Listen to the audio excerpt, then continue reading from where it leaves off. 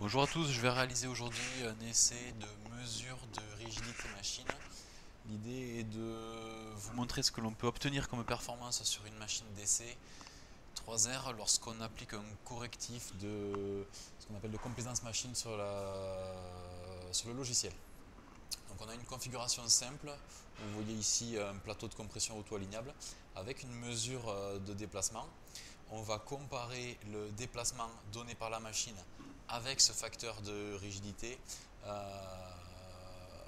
ce facteur de correction de rigidité, et vérifier l'écart que l'on peut obtenir entre la réalité mesurée avec quelque chose qui est précis au centième de micron et ce que nous donne la machine.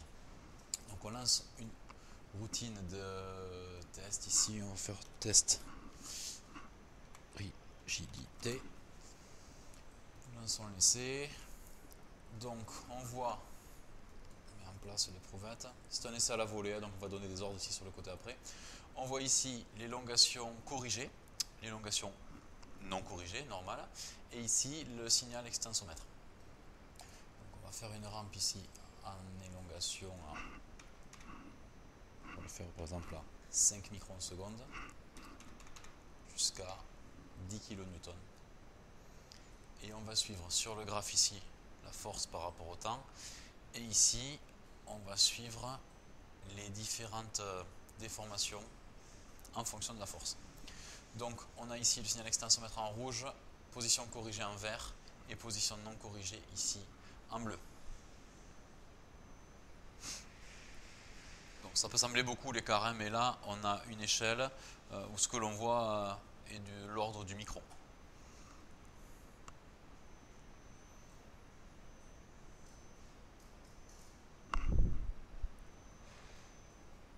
Ok, l'essai va se terminer à 10 kN. Très bien, terminons.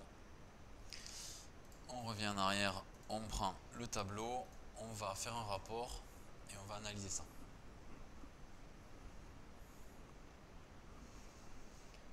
Ok, voici un rapport Excel dans lequel on a mis plusieurs courbes. La première, vous avez ici en bas l'élongation renvoyée par la machine, ici en orange.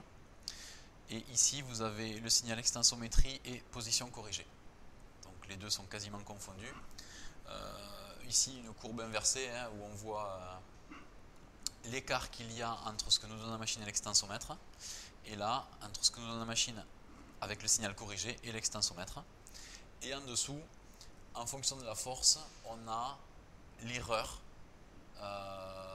que l'on peut avoir entre ce que nous donne la machine, signal déplacement corrigé, et l'extensomètre.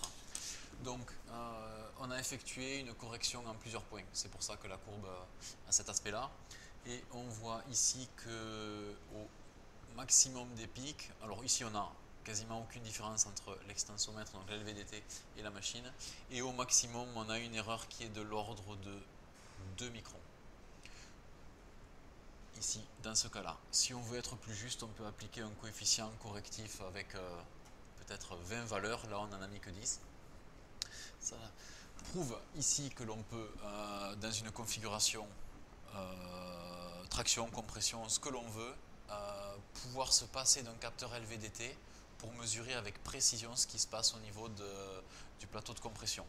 Et donc gagner en coût et en ergonomie de mise en œuvre. Si on veut des choses qui sont d'une précision supérieure au micron, il est évident qu'un extensomètre est utile.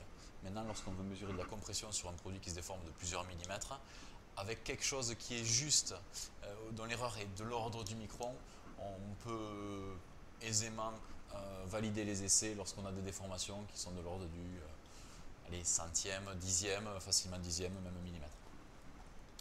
Ok. Si jamais vous voulez que l'on étudie pour vous un comportement machine dans une certaine configuration, n'hésitez pas à nous contacter.